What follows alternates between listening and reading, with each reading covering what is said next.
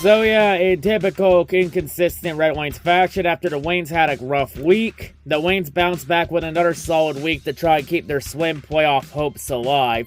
Whatever hopes the Wings had left, as the Wings, they went on a massive tear and won 3 out of 4 games this week, which is good.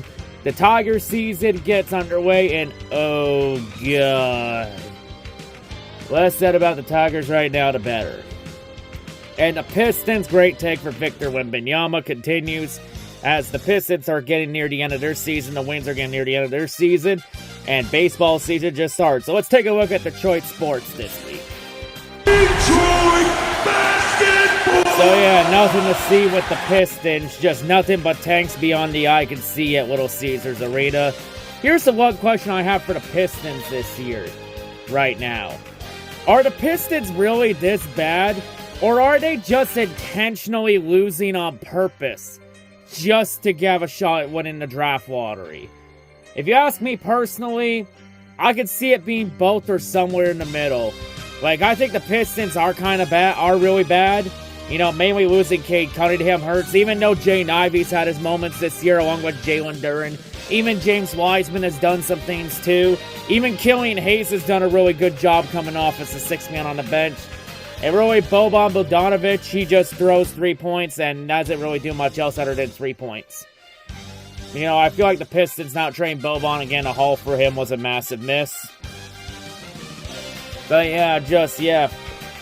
But either way, if they are intentionally tanking just to have a shot win the draft lottery, they're going to have a really good chance of it now, because with the Pistons losing streak now, the Pistons have now officially clinched to be bottom 3 in the standings, which means they will enter the draft lottery with a 14% chance of winning again the first overall pick.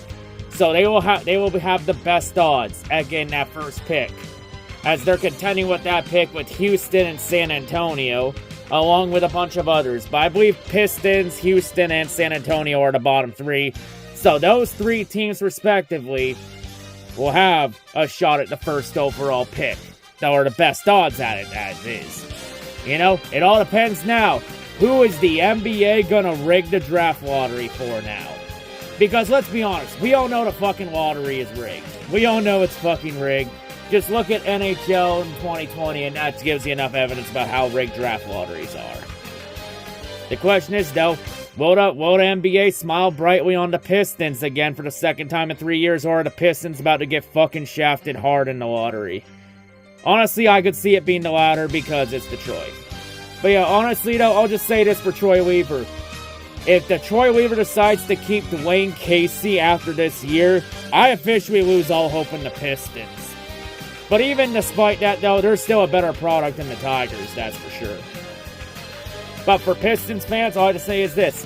Only 4 more games, because the Pistons season wraps up next Sunday when they play against the Toilet to end the season. Only 4 more games left in this nightmare from hell. Of course, some Detroit Tigers regular season just started, and oh god, this team's horrible! What the literal fuck was that against Tampa Bay? I know it's the Rays and they're pretty solid, but fuck! You couldn't even at least try to win? What the hell? Like, everything about this team was terrible in the series. No offense, defense was non-existent, and the pitching, what the hell? Just, man. Let me just say this, though. I knew the Pistons were gonna be, I knew the Tigers were gonna be fucking bad this year, but holy fuck. I did not think they were gonna be this terrible. Like, I thought they were going to be at least a bottom 5 team in the league. But they might become the worst team in the league. Like, Jesus Christ, did Alavilla really fuck this team that hard? Because Scott Harris, he's got his work cut out for him. This team is in a massive hole. Like, all I have to say as Tiger fans is get ready. This is going to be one long-ass season. Because that's only 3 games. And we still got 159 of this shit games of this shit left. Good God. But yeah, you want to know how you know it's going to be a long season, Tigers fans? Whatever pain level you're feeling after that series against the Rays, take it and multiply it by 100. It's gonna be a long season. Good Lord. And we still and football season doesn't start for another 5 months. God help us all. Now on to the Red Wings, which were the only positivity to come out of this week, as the Wings, despite pretty much shooting themselves in the foot and killing whatever hopes they have left, the Wings are trying to sucker everyone back in by having another solid week to keep their slim hopes alive. You know, starting the week with a solid blowout win over Pittsburgh, dominating them, and really damaging Pittsburgh's playoff hopes too, because Pittsburgh is hanging on to dear life on that 8th and final playoff spot by life support. Because as of the recording of this video, Pittsburgh currently holds that final spot over Florida by 1 single point. And then it's about another 5 back to Buffalo, and then another 6 back to Ottawa, and then Detroit is 9 points out along with Washington. So Detroit got the win there. Detroit also got another clutch win against the Carolina Hurricanes. As the Lanes also played spoiler in the Hurricanes' hopes of trying to lock up the division because Carolina's been faltering as of late because New Jersey and the New York Rangers are catching up to the Hurricanes. I say watch out, Carolina. New Jersey and New York are coming up fast. Objects are closer in the mirror than they appear.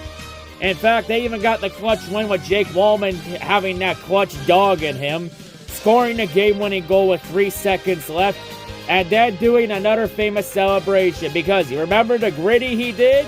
Time for him to do a new celebration as he did the Are You Not Entertained celebration.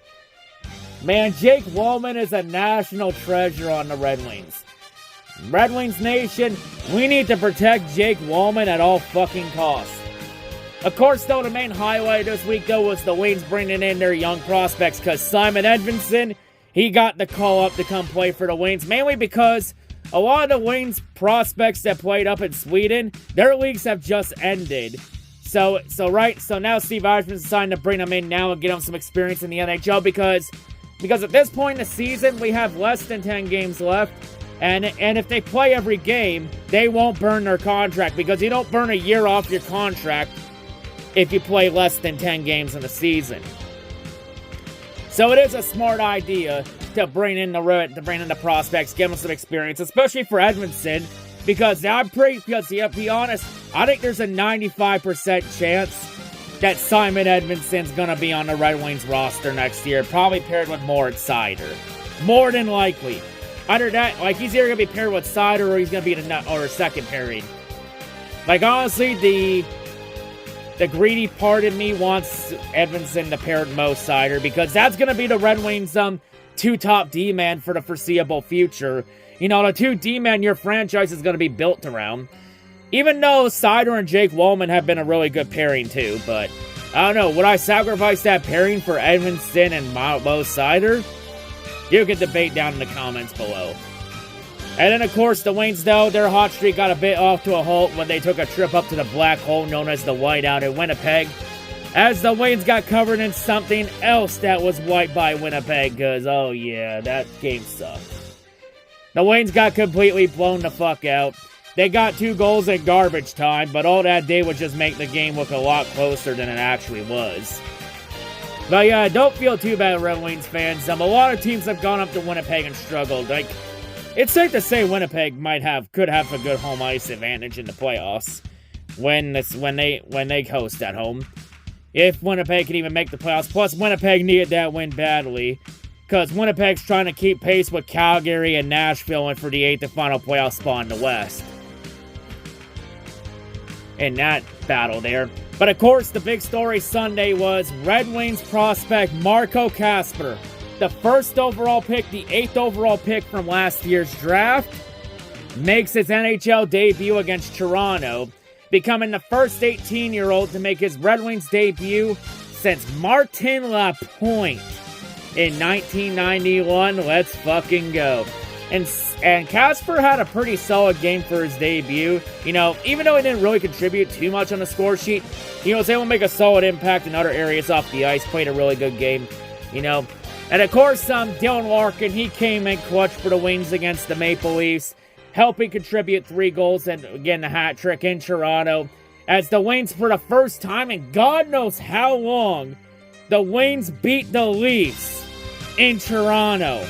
We beat Toronto in their fucking barn. That is a big statement win for the future of this Red Wings team, you know. Going up against arguably your most hated division rival. To be honest, I think Red Wings fans hate the Maple Leafs more than the Blackhawks at this point. Since even though it's Chicago, you know, but the Blackhawks no longer play in the same division as the Red Wings, so I'll probably say the Maple Leafs are the Red Wings' most hated rival. Like, honestly, between the Toronto and Chicago, I'd probably give the edge to Toronto for me. I honestly hate the fucking Maple Leafs. Plus, they choke in the fucking playoffs every year. So it's not really surprising. But yeah, the Wings got the clutch win against Toronto. And they also helped damage Toronto's hopes because with Toronto losing, Tampa Bay is catching up to Toronto for second in the Atlantic Division. And oh, by the way, the Leafs and the Lightning are going to be playing each other in the first round of the playoffs. So right now, those two are playing to decide who has home ice advantage in the playoffs. And the Wings kind of helped Tampa Bay out. So yeah, Tampa, you're welcome for that. Take advantage of the opportunity you just got presented. But yeah, the Wings get a big win against Toronto. And that's going to be big, especially a few years down the line when the Wings become a Cup playoff contender. Because at the moment, one of the teams the Wings will have to go through if they want to win the Cup is probably Toronto, with how stacked Toronto is. But yeah, Toronto, I'll just say this. If you're going to go in the playoffs looking like that, you're going to get bounced in the fucking first round again. To Tampa Bay. Again. Especially considering that the Red Wings play a very similar style to Tampa Bay. So yeah, Toronto, you're going to be fucked if you go in the playoffs like that again. And honestly, Toronto, I'm not taking you serious as a Cup contender. You know, to all the Leaf fans to watch my videos, let me just say this. Want me to take the Leafs as a serious Cup contender? Win 4 fucking games in the playoffs in 1 year. Win 4 games, and then we'll talk. Make it out of the first round. And maybe, just maybe, I might take you overrated, overpaid frauds serious. Like, honestly, I can't wait to see Tampa Bay bounce you bitches in the first round again. Gonna be satisfying there. And Toronto, you better win. You better make it out of the first round this year. Or hell, you better win the Cup this year. And play up to your fucking potential for once. You better do it. Or else. But yeah, anyway though, solid week from the Wings. You know, Larkin, you know, and with Larkin's hat trick, Larkin has also set a career high for most points in a season in his career. So yeah, this is officially Larkin's best season of his career. So far, Dylan Larkin, he's playing up to his new contract extension of $8.7 a year. So yeah, Larkin's playing up to it that well. And the way it's structured out and with the cap gonna be pretty much going up nearly every year unless we get some fucking unforeseen circumstances. I don't think that contract cap hit's gonna affect the Wings too much in the long run. Especially once we get a couple bad contracts off the books. But yeah, you know, for Marco Kasper, I don't see Kasper playing with the Wings next year. I think Kasper's playing in Grand Rapids. Like, it's already been confirmed he's not going back to Rago in Sweden. So, he's probably going to be playing in Grand Rapids next season. Like, I honestly do not want to rush him. Like I say, Steve Eisman, don't rush Marco Kasper. Just have him play in Grand Rapids next year and stay the course. Just stay the course. You know, but the Wings also got some pretty intriguing prospects. You also got William Wallander coming up too, and Carter Missouri. You know, they got some good prospects coming up too. So yeah, the Wings though, well, I'll say this though, if the Wings want to actually make the playoffs this year, effectively the last 6 games are must-win games. They gotta win all 6, and hope that everybody ahead of them struggles or loses out. And keep in mind, the Wings still got one more game against Buffalo and Pittsburgh. And to be honest, I think those 2 games alone are going to decide the Red Wings season. If they will have a chance at making the playoffs, or if they're gonna be, or it's gonna be another season and no playoffs. Like, effectively, if the Wings want to have any chance at making it in, They gotta win the last 6. I effectively think all 6 are a must-win, especially against Buffalo and Pittsburgh. And Buffalo's the game I'm the most concerned about because the Wings have struggled against Buffalo, and they do not match up against the Sabres well. But anyway, all I say to everyone is, I hope you enjoy the Red Wings' last 6 games because this Red Wings team, this is the best sports team we will have in Detroit until football season in September. Because the Pistons are fucking intentionally losing to win the draft lottery. And the Tigers, oh god, we gotta really deal with this Tigers team for the entire summer until September. God damn it. We gotta deal with this much pain until the Lions come out ready to go to win their first division title in nearly 30 years. God help us all. Can Lions football season start already, though? And yeah, but let's see how the Wings do in these last 2 weeks. Gonna be very crucial these last 6 games.